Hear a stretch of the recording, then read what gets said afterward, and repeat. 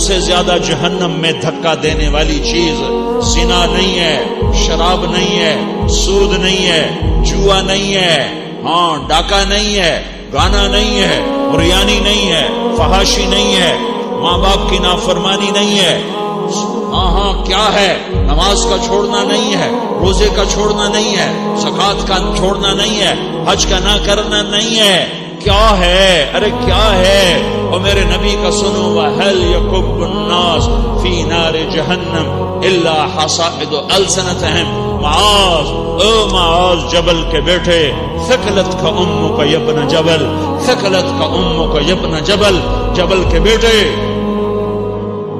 پوری بات سنو، پوری بات سنو۔ میرے نبی نے فرمایا، معاذ تمہیں سارے دین کا خلاصہ بتاؤں، معاذ تمہیں سارے دین کا خلاصہ بتاؤں، سارے دین کا